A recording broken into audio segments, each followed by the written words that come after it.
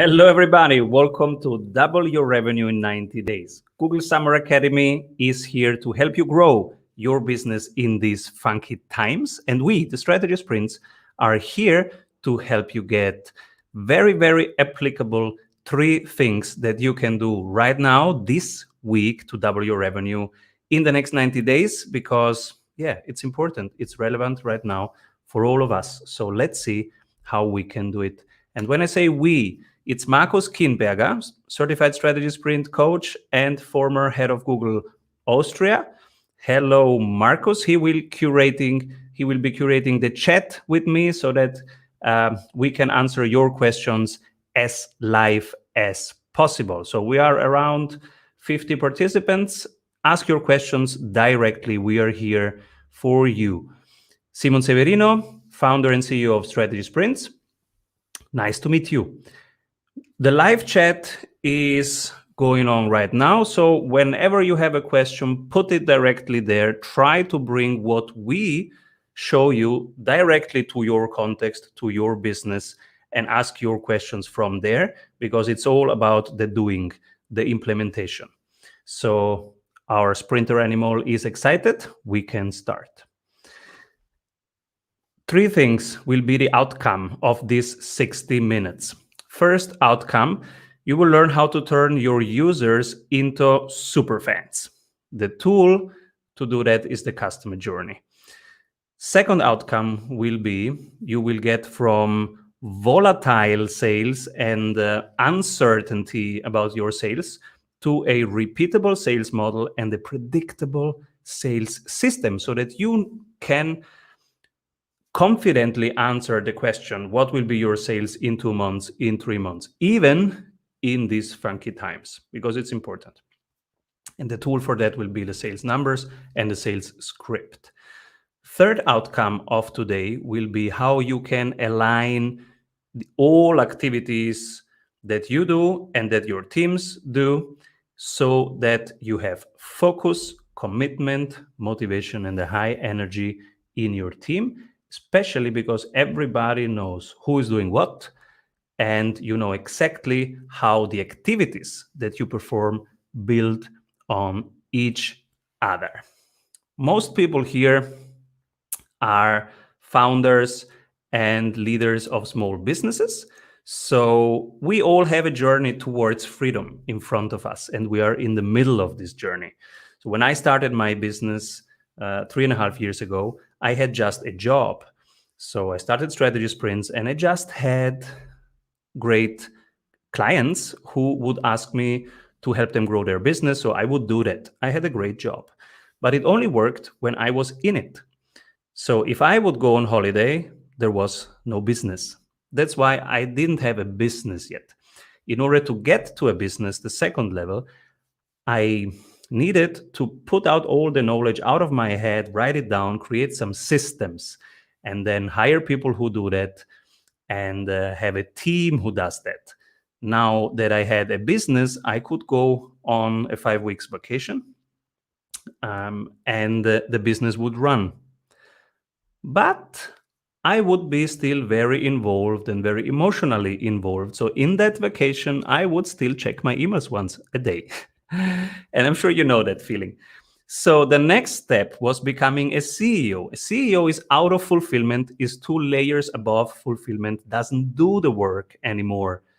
The focus is more on growth, on strategy, on vision, and I was out of fulfillment. The last step, which I still have to do, is just being an owner and finding somebody I can hire who will run the business. And I'm sure they will run it better than me. And then I will just be the owner. But in order to get there on this journey of freedom, there is some work to do.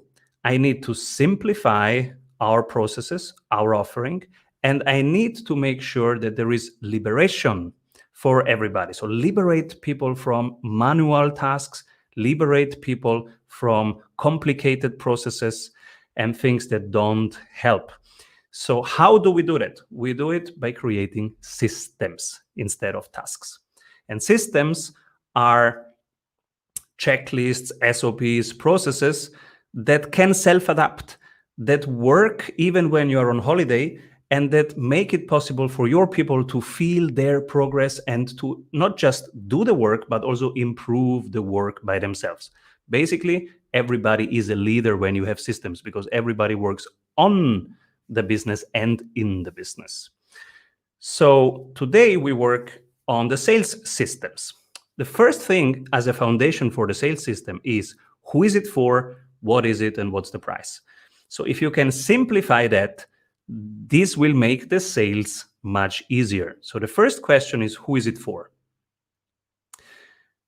Yesterday, we talked a lot about the avatar exercise. What are their dreams, expectations, goals, fears, etc.? So who is it really for and who is it not for? That's the foundation.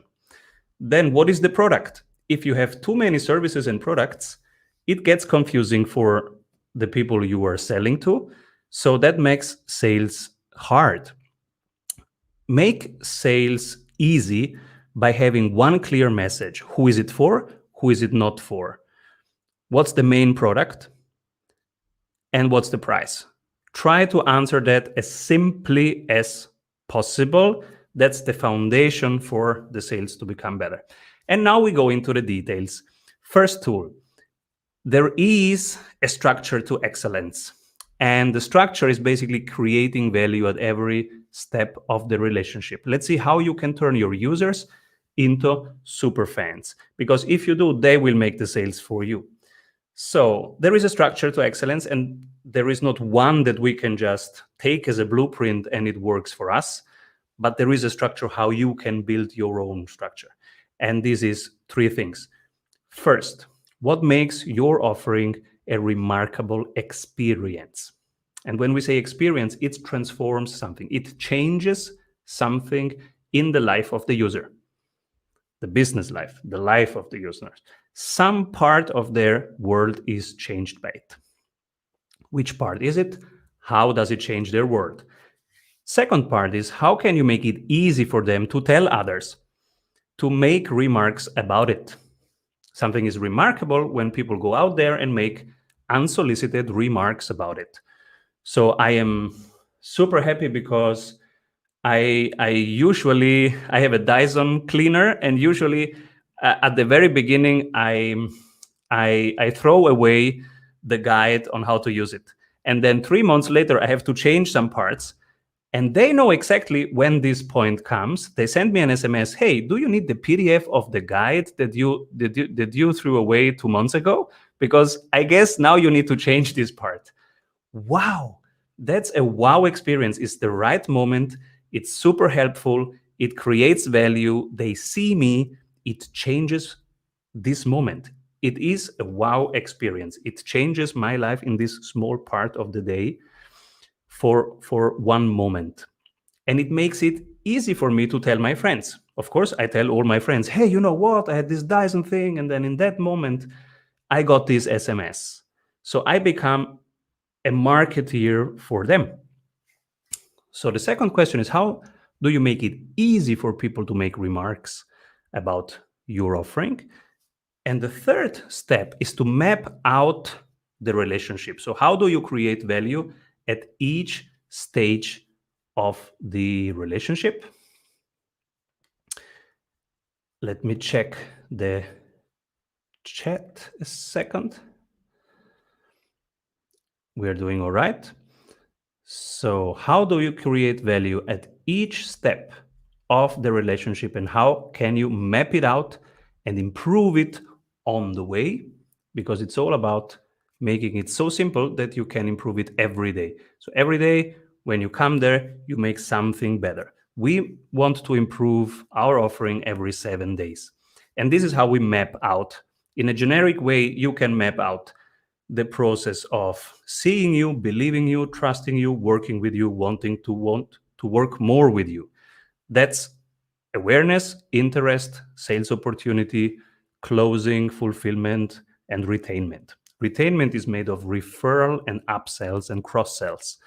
But a very simple relationship, what we call the value staircase, is at each step of interacting with your users, you create one piece of value, one moment that is remarkable. So think of awareness. What can you do to create a remarkable first experience? Think of how you do it in your real life with real people, and find a creative way to do it for your business in your context. Thinking of your users, who is it for, and what would wow them? What would be a positive surprise for them? Something different that fits your tone of voice, your identity, what you do. Then you move to interest. So what can you do at the interest level? Now they see you and they say, hey, it's me. You are talking about me. I am this Dyson person who always throws away the guide, but then needs it later. Hey, it's me. How can we interact? How can I know more about you? And now, what can you create that is a remarkable experience there? It creates value and it makes it easy for them to enter in contact with you. And this is what we do at each step. So interest. Now we start to intensify the relationship. And then we go to sales opportunity. How can we make them ready to buy?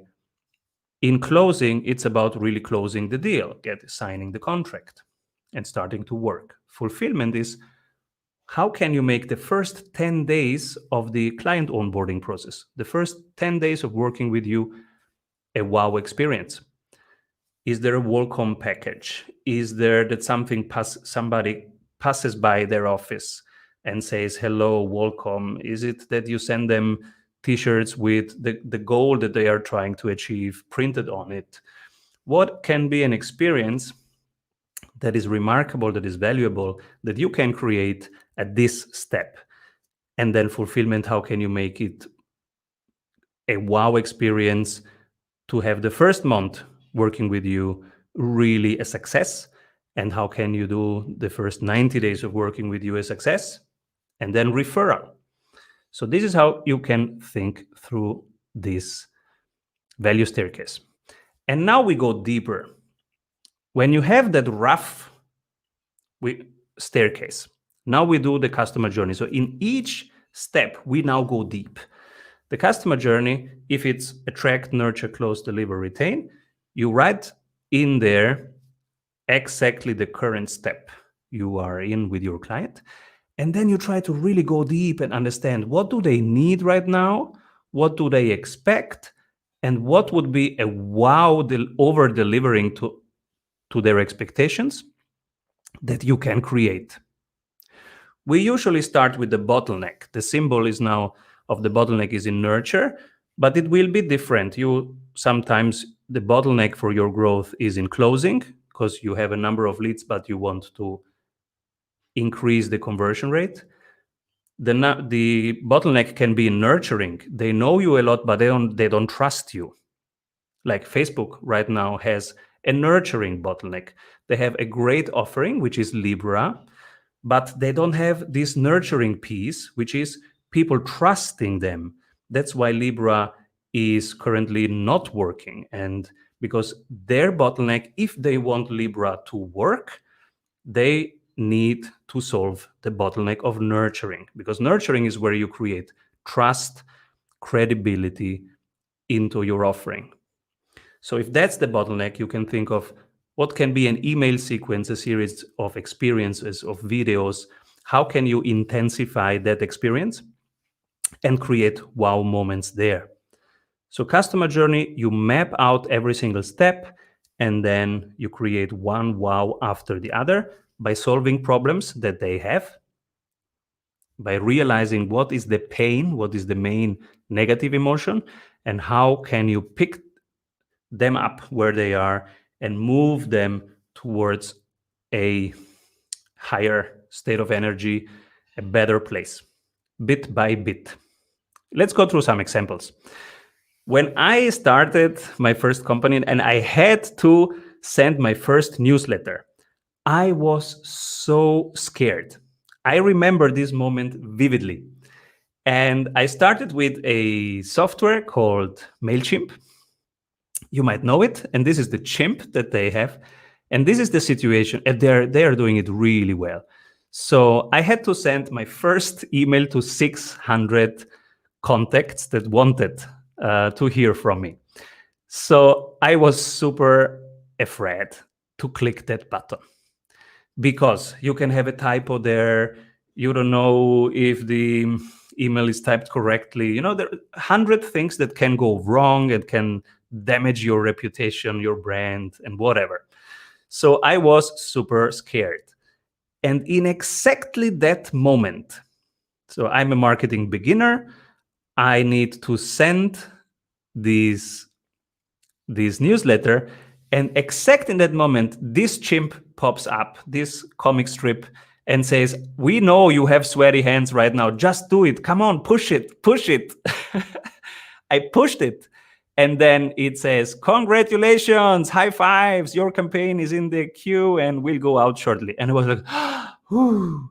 So I felt seen in that moment. It was a wow moment that now, 3.5 years later, I still tell to people. So now I use another software because now we are on a maturity level of our company, which is much more complex. We need much more automations, and this is a beginner software. It's not good for complex automations, but the experience is still there, and I would refer them and promote them for every beginner and for every company that starts, because they really know how you feel. They go there, and in exact that moment, they help you.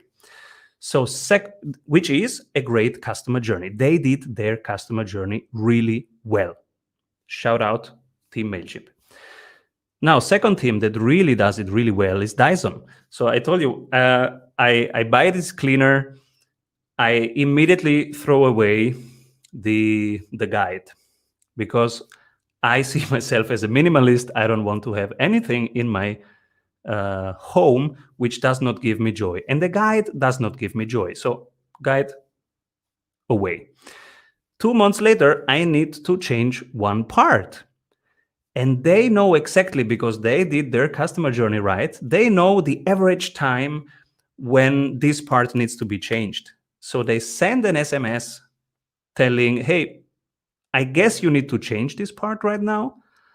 I guess you don't have the guide anymore, but if you want the PDF, just click here." So I click on my phone, I get the PDF, which is okay for a minimalist philosophy. I just read it, I use it, I delete it again. They helped me, and it's a great experience. So the product is a cleaner. And the next thing, a restaurant in Berlin. Friend of mine has his first date with his new love, and they have a dog. It's not so easy to find a fancy restaurant table for a date in Berlin with a dog. So they search for a restaurant, they find one, they get a table, and they ask for the name of the dog. And my friend says, "Why do you ask for the name of the dog?" "You will see." So 2 weeks later, they go to the restaurant, they come to this table. It's a beautiful table, beautiful atmosphere, and the water for the dog has the name of the dog on it. The first wow. And then they pour the water not just from a normal bottle, but from an old, beautiful whiskey bottle. So immediately, this couple makes a picture of that, puts it on Instagram, and of course, for weeks, they have told all their friends, and now I am telling you. So you see how easy it is to create remarkable moments. These are things that are all very cheap. It's just thinking about the moment and the needs and how you can fulfill unmet needs, or even over deliver on expectation, create a small wow. And we are not talking big budgets here. It's just telling the waiter what they need to ask on the phone, telling the waiter what they need to put in there, and to pick an old whiskey bottle instead of a new standard bottle. It's a simple process, but it creates a wow, and it creates a customer experience which is excellent. Excellent. The good thing is you don't need 100 clients. You need just one client 100 times. So spend this time, if it's 2 hours, if it's 1 hour, if it's half an hour, spend this time thinking about the steps and the client and where they are. It is well invested time. Another example is IKEA, who teamed up with TaskRabbit. TaskRabbit says, okay, you are an IKEA shopper, you just bought a big library, and now you're putting it together. While you are putting it together, you are thinking, I don't want to do this for the next 6 hours. I would prefer to go out and run. In that moment, you get an SMS and it says, hey, this is Guillermo. He can be your tasker. If you want, just click here. He will come. This is the price, and he will build it for you, and you can go out and run. So it's a done for you service exactly at the right moment. Imagine if they send it just in a newsletter, not in that moment. That would be spam. You would be irritated, delete it, unsubscribe. So it's all about the moment. Think about the timing. It's a very small difference that makes a huge difference. In that moment, Guillermo is a wow experience. Oh yeah, Guillermo, come here. I need this right now. And you will again tell everybody about this experience because it's easy to tell. We do this even when we just craft one email. So the nurturing piece for us is an 8-step email sequence. We call it the RBS, the relationship building sequence. We have an accelerator of 90 days where we help people double their revenue in 90 days. And one piece that we help them create is this 8 emails series that when somebody is really interested, you start sending them these emails in an automated way every 2 to 3 days to create exactly this experience that you want to create. And the first thing is you have to pick them up at their bus stop. So we create a belief map. What do they believe in? And belief is something really deep. It touches your identity. It's much more higher leverage than features. Features come and go, but belief is something that is really ingrained in the way you think and decide. So you build your nurturing system based on this belief. And then when it works, when you have validated it with the right numbers, and the numbers is the rate, the opening rate and the clicking rate. When you have the right numbers, then you can automate it. And this is when you can use Google, because Google is great at giving you the right numbers at the right time. So this is how we do it. It's a simple spreadsheet, and it says email 1, email 2, email 3, up to 8. The 8th belief that we want to install it is that our offering is the best solution to this problem right now. But you have to start with number 1. And number 1 might be, I don't need a cleaner. I can do it manually. So you have to pick them up there. We know you don't need a cleaner, but other people have done this. So proof 1, proof 2, proof 3. Then you move them to the next belief, to the next belief, to the next belief. This is how, on a very granular level, how you can craft emails that really convert, because this is part of the pre-sales. If you want to see a ton of cases of these tools in action, you can go on YouTube to the Strategy Show channel. Every day we bring one example. Second thing, outcome of making sales your superpower. So you have mapped out your customer journey now. Wonderful. You can create relationships and wow moments. But the magic happens when you close the deal. How can you close more deals? And how can you make sales your superpower? Not just a nice to have, something that you have to do, but something that you enjoy doing it because it works. We want predictable sales. The opposite would be that you don't know what the sales of the next 3 months is. And unfortunately, 95% of the people we see, and we see many entrepreneurs per week globally, 95% of them cannot tell us what their revenue will be in the next 3 months. And it's a chicken and egg problem. They don't write down their sales estimation number because they think it's a fantasy number and it's wasting time. Because they don't write it down, they cannot see if their estimation is precise and accurate. And that's why they don't get better at estimating. So with chicken and egg, you don't know which one is first. Just start with one. Just start with writing down your fantasy numbers. The first thing is you simplify your offering and you write down your first fantasy number. The first fantasy number is, okay, how many people are next week and in 2 weeks in which stage? So you remember the stages where they are interested, they are engaged, and now we get deeper in it. For example, they have the first call with you and the second call. The second call is the closing call. And then you have a verbal yes or a signed contract. You can now give confidence level of percentages here, and this is what we do with our clients. So we map out these stages and we give a confidence level, 5%, 10%, 20%. So somebody is a qualified lead.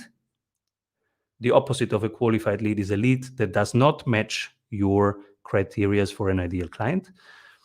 If they are just interested, then it's a 5% confidence that they will buy from you in the next month. Then 10% if they had a first call with you, still very low. 20% if they completed the call, so they did show up. And then 50% if they did the second call with you and it went very well. And 80% if you had a verbal yes, because this will give you a numeric number, because 80% of that value of your product will now go into your cash flow management sheet, your cash flow management system, your income statement. And now you have one estimation of your sales number. The first week you do this, the number will be far away from reality. The second week, the gap between your estimation and reality will be smaller. Third week, you will get good. By the 6th week, you will have a precise estimation. By the 9th week, you will have an accurate and predictable sales system. So as simple this is, but it's powerful. Also, one powerful thing is to simplify the offering. First, because it's easier to sell something if you have just one thing to sell, but especially because you are doing too much. Most business leaders right now are doing too much, and you know it, and your family knows it, and your friends know it. So how can you do less? You write down all the revenue streams, all your offerings, all your services and products, and then you see annual revenue. In this case, this is a consulting company, and it's a typical case. That's why I show you a typical case of people in our accelerator.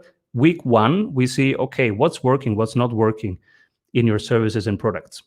And then we see that, for example, the consulting industry has an average of 20% profit margin. They have too many things that they do. All these things have an average of 15% profit, which is low, or even 1 to 5%, which is a negative return. You lose money by doing that. So they should really stop doing that. And they should concentrate on the yellow one. It has a 25% profit margin and it makes 49% of their annual volume. So it is absolutely clear when you look from the outside, you see very clear. When you are from the inside, it's your baby, it's your business, you created it, you are in love with it. You are not seeing the reality. But when you have a sprint coach like Marcus or Rudy from the outside and they see these numbers, for them it's very clear. You have to focus on this one. Just do this one. With half of the activities, you will double your impact. It's very simple, but only if you have somebody looking from the outside who sees your blind spots. So simplify your offer, then write down your first sales estimation number, and this will get more precise. And then start collecting the most relevant weekly numbers. The impressions, the cost of impressions, cost of acquiring customers, engagement rate, number of calls that you had, number of calls that did really complete, so because many people, they schedule a call with you, but then they cancel or they reschedule. So the canceling rate, rescheduling rate, number of calls completed, closing rate, revenue generated in the last 7 days, Net promoter score, so how happy is the client? We love to use the net promoter score for that. And then the lifetime value.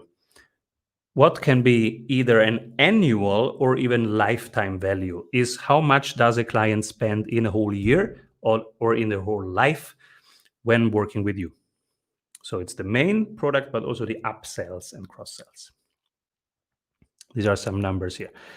And then this is how we get more and more predictable. You write down now every of these steps that we just discussed. Awareness, nurturing, closing, fulfillment, retainment gets now a numeric precision. So right now we quantify. How many qualified leads did you had this week? How many did convert into a first call? How many did convert into a second call? How many were closed? How many were not closed? What's the total revenue, the net promoter score? So how happy is the customer and how much money do they spend right now with your offering? When you know that, now you have a business. Now it's not a job anymore. Now you have a business because these numbers will get more and more reliable week by week. So after a couple months, you will have now the data to fly with sight and not fly blindly. Then you start setting goals because now you have the numbers. How much do you want to improve in the next 30 days? Now you can set realistic growth targets. And it's important to have growth targets. So what's your growth target in 30 days? Write it down for each step.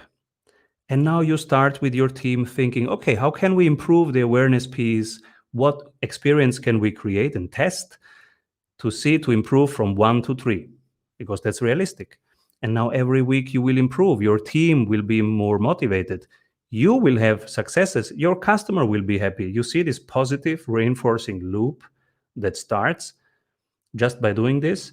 So then you set growth KPIs for the next 60 days, 90 days, and even if you want long term, the big hairy goals that motivate you. And this is a very simple spreadsheet again.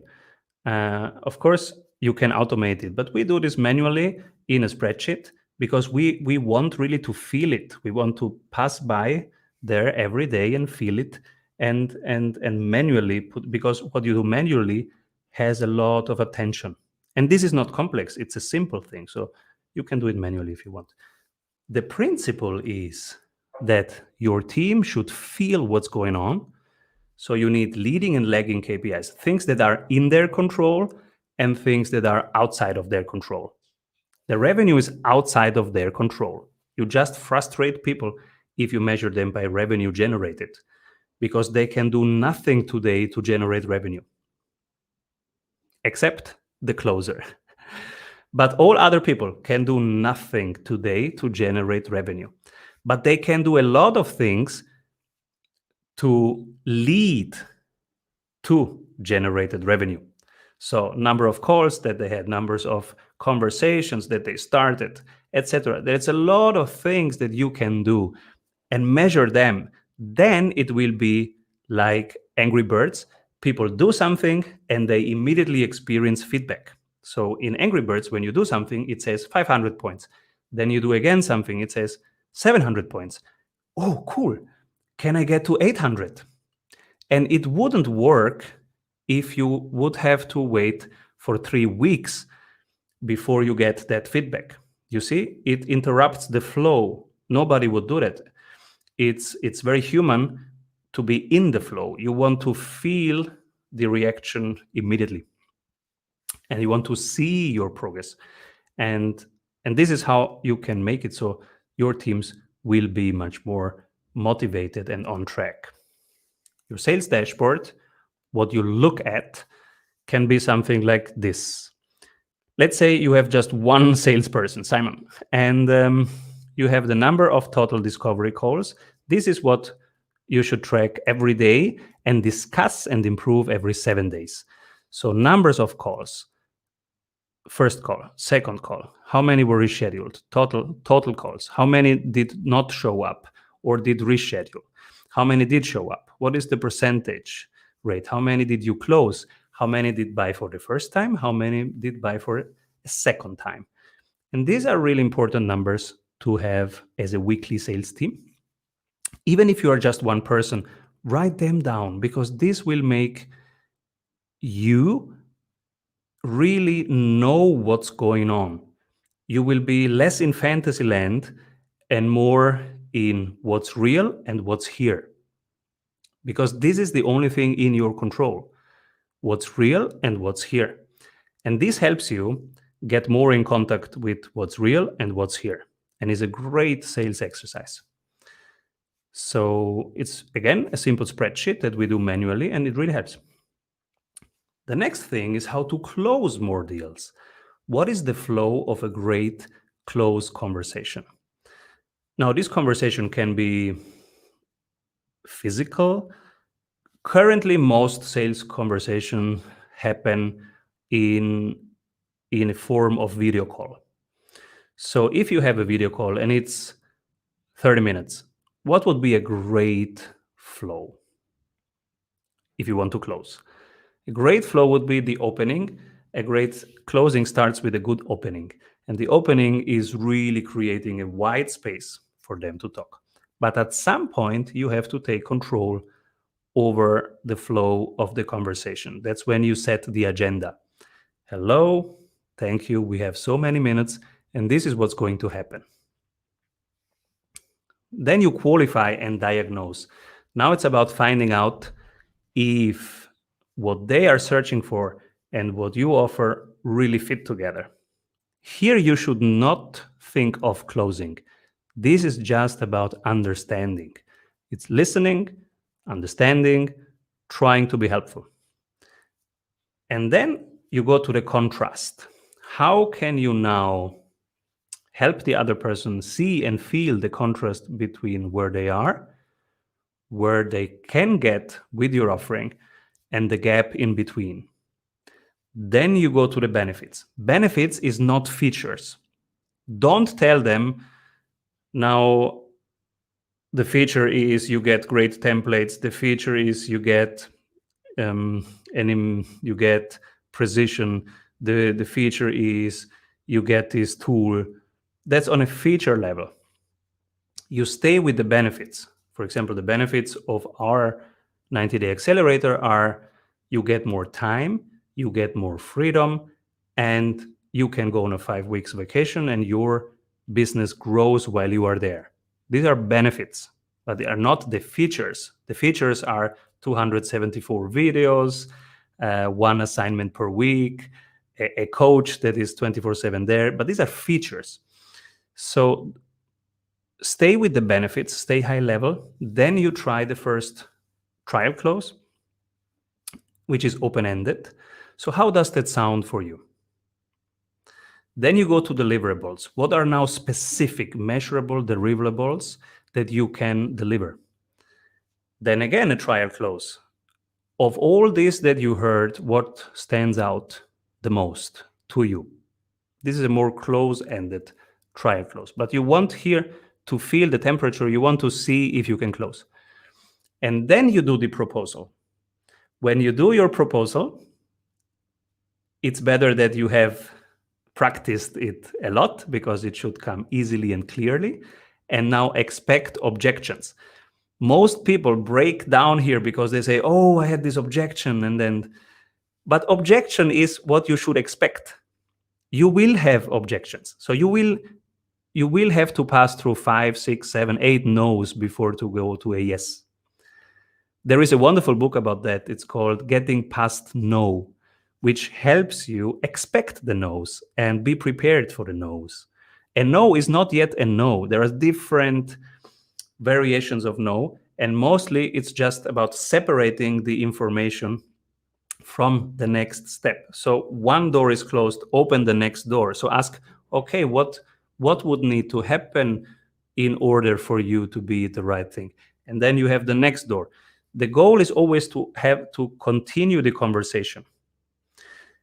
And then whatever happens, either now you can close the deal or not. If not, then now schedule a next step. Whatever happens, schedule a next step. So right now you pull the calendar with the person on the other side, and you schedule a follow-up meeting. And you really check that the email address is correct and they have accepted the meeting. This is really important because it can take many steps. Always have a follow-up. So this is the flow of one sales conversation.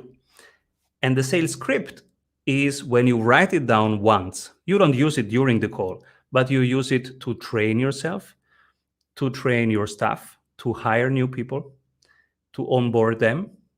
And the sales script at some point will be done when it has all the objections in it and a very clear benefits list. And then you have a wonderful sales script that now everybody can use. So you can now step out of sales, not before. You cannot hire salespeople before you have a 100% working sales script. Because if they are good, they will come in and say, okay, where's the script? And how much does it work per week? And you don't have that yet. So they will walk away if they are very good salespeople. And if they are very junior, they will take the job, but they will not be so helpful to grow your business. So you have to create the sales system, which is sales numbers and sales script. And when this is done, now you can hand it over. Now you can hire people and have people do sales for you. And you move towards owner. But this is the thing that you need to do first. And what is really working well is to record every single sales conversation and get feedback. So our coaches get every day 10 to 15 links to videos, and they give feedback on the sales flow. And they say, look, at this moment, you should have been silent. At this moment, you use this word. What about using this word? So they really help you refine that. Do it with your colleagues. Find somebody who can give you feedback or book a sprint coach, but go for feedback because this is something that is really beneficial to improve. Last outcome. Okay, now you have 2 plans, but how do you now implement them? The one plan is, okay, you will map out and improve the experience. The second plan is you have a sales strategy and even sales tactics, how to boost your sales in the next 90 days. Now, how can you break it down? How can you make it simple and fun to do it, to actually do it? We use the focus card. How can we align all activities? We do, again, one spreadsheet, one simple Google spreadsheet. And it says the vision, the 1-year goals, the goals for the next 90 days, and how will we measure that the quality of our progress, the speed of our progress is going well. That's it. And then the yellow thing is who is doing what. Very, very simple. And we did this with Fortune 500 companies who had to steer 16 different countries. It worked really, really well. They call it now portfolio steering. But we do it also every day with solopreneurs who just have to stick to the focus of what they are doing. So this is an example. This is our real current focus card of Q3 2020. So we have the vision. The vision is, where do we want this to be in 3 years? And then we write just 5 things there. So how will we realize this vision? Then we go to 1 year. How do we break it down into annual deliverables? What will we deliver in the next 12 months? What will we create that helps make the vision a reality? And these dots, they are a double check. Because remember, when you are in love with something, it's your baby. It's always beautiful for you. So you have to install a loop that is a double check. Now, whatever you write there, your team will say, hey, does this really, really contribute to that? So the double check is, okay, there is the vision, but how do we realize the vision through our practices? Are these activities really leading up, laddering up, stacking up, building on each other to really make this happen? Or do we just do it because I saw on YouTube that you should do it and everybody does it, but it doesn't really contribute to the vision. So this is a first double check, really important and really simple because it's just a dot. But that's a great conversation to have in your team where you say, does it really build up there? Or is it a distraction? Reduce the number of distractions. Then you go to the 90 days. What will we create in these 90 days that helps deliver the annual goals? Again, with a dot, you double check that it's really contributing to that. It's really building up on that. And then you say, how will we see that this is working? What needs to be true? And what needs to be true are the KPIs, the key performance indicators. In our case, it's how happy is the client, how much revenue do we do every 7 days, how many calls did we have, how many calls did we close, what's the NPS score, what's the business health score, simple KPIs that we track every 7 days. So we can see we are moving in the right direction at the right speed. And then at the very end, who is doing what? Very simple again, just one function. If you're a very small team, you can even put the names in there, but bigger teams need to write down one function. So we have the CEO, we have director of growth and implementation, we have director of client success, we have sales development representatives, we have virtual assistants and executive assistants, and we write the function there, and the one dot says, okay, who is responsible for what? On one page, we see everything. And this is important because you want to know who's doing what this week. That's how you can break down your sales strategy and your customer experience strategy, which we built at the beginning, into real activities. This is how you implement it. Think of you want to lose some weight, but this is the real practices that will help you lose the weight. Also, it's interesting to think about in which kind of meetings will you, in which order, make sure that all these things are there at the right moment in the right way. So one template that you can use if it's helpful is quarterly, monthly, weekly, daily. What do we need to create as a team? This is one version that we use. So quarterly, we have a 2 hours quarterly meeting where we go through the vision, the 3 goals, the 3 years, then the financials, profit, costs, account balance, sales estimation, and revenue. Then company health score, how are we doing in every single of the 11 elements of a healthy business, value chain numbers, marketing numbers, sales numbers, operation numbers, then team performance, how are we doing as a team, how are the single functions doing, core values, what is really important to us, what do we stand for, and then we give feedback 360 degrees on how our behavior and the core values do not match, because they do never match. There is never 100% matching, and this is okay, but we talk about the gap. And this is important, and give each other feedback about this gap. And then new hires. Who do we need to hire next and why? Then we go to the monthly meeting, 90 minutes every month. Again, the vision, but it's just 5 minutes. Okay, is the vision still clear? Is it still relevant? Then financials. Again, the same numbers, profits, revenues, costs, account balance, sales estimation number. Then we go to the marketing numbers, the sales numbers, the operation numbers, how happy are the client, NPS, and the number one bottleneck. What is the one thing that we need to fix next?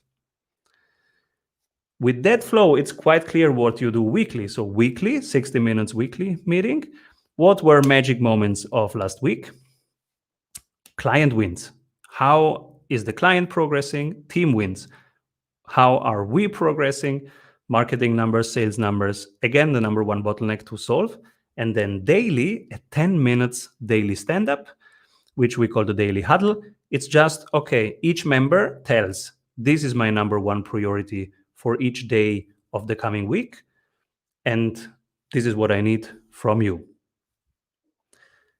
So that can be a cadence if you want to use it as a blueprint to create or to refine your cadence that works for us. And this is how you can really break down, implement what we are doing. Because if we see here that we have now a strategy to turn users into superfans. That's the first one. But you need to do that, right? Then the second is you have now a strategy of how to get from volatile, unpredictable sales to super reliable, super predictable sales. Strategy has never created any results. Only implementation creates results. So how can you break down your customer experience strategy and your sales strategy into what you do every day, every week, every month, and what you do the next 90 days? And this is where you can put it all together in one simple spreadsheet by using the focus card template. You can go to strategysprints.com/tools. You can download all these tools for free. We are happy if you use them. And we're also happy if you make a screenshot and send it to us, because we are here to help. So when we see how you use them, we can get better and better at coaching you. And whatever questions you have, we can deep dive right now. Otherwise, this was it from my side. Marcus, anything to add from your side? No, not really, Simon. I think that was very clear and very concise. I liked it. Maybe one question. I'm just wondering. I mean, it's a proven concept. Obviously, you've been working with that with many customers very successfully.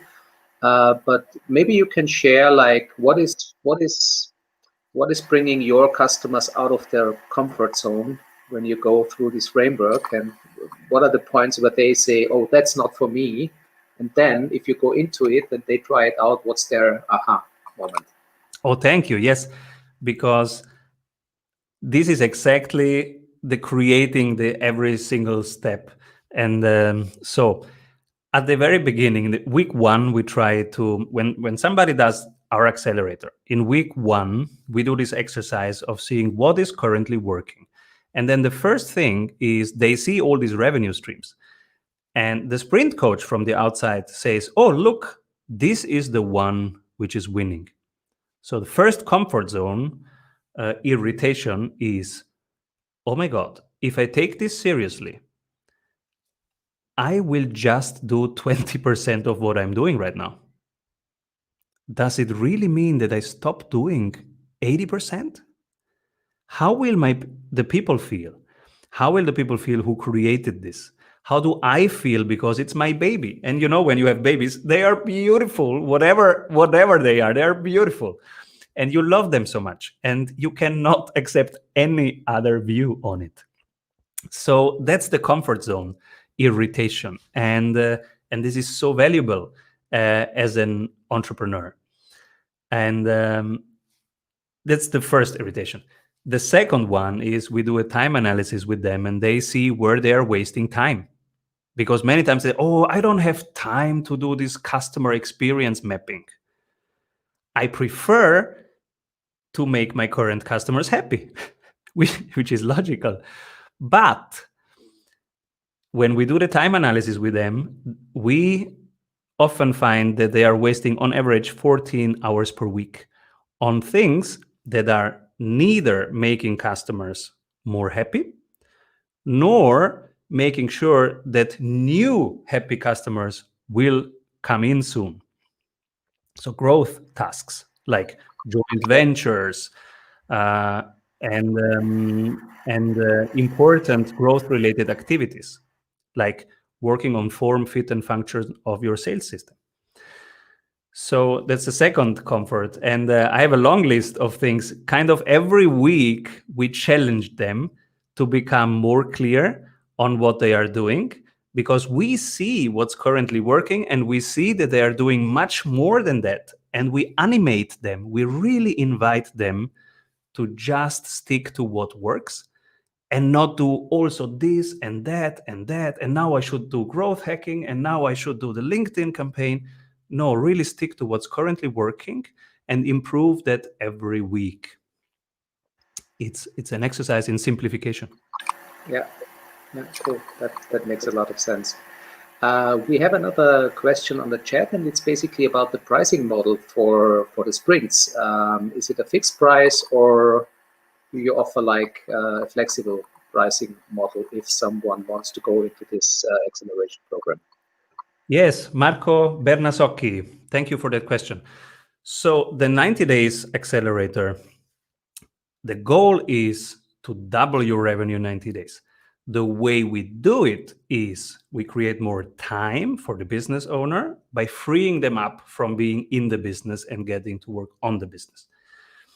The second thing is we install the first 3 key systems, like you see here, the customer system, the sales system, the meeting systems. And then the third part is we turbo boost their sales. The price is fixed. There is only one price. It changes every couple of years. It usually gets up, but it is one price. Currently, it's 16K.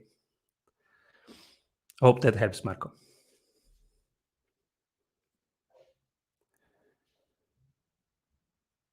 Yeah. Respecting the time of everybody. And let's just sum it up. So turn your customers into super fans by mapping out where you can create value and test things that really create value. So it helped, Marco. Cool. The second thing is create a sales system that is really reliable and predictable. So work on form, fit, and function of your sales system. Thank you, KM Film. Thanks, Simon. Great talk and inspiration. So the second thing is you work on form, fit, and function of your sales system. And the third thing is you break it down into what will you do the next 90 days, 30 days, next week, and then you know what you need to do today and try to focus on that. Thanks. Great and inspirational workshop. Ebert Norrender, thank you. Yeah, so because you were asking about the accelerator, Marco, if you want to find out if the accelerator is something for you, the accelerator is this 90 days program where you can double your revenue in 90 days, but you don't do it alone. You are like Spider-Man and the chair guy. So the chair guy is the friend of Spider-Man. Spider-Man needs to take decisions right now, like you as an entrepreneur. And every day you have 15, 16 decisions. Should I do this marketing campaign or should I improve the sales system? And so Spider-Man asks his friend, hey, should I kick the left door or the right door? Friend goes there and says, do the left one. This is what the sprint coach does. And that's why it's a 24/7 support for you in growing your business.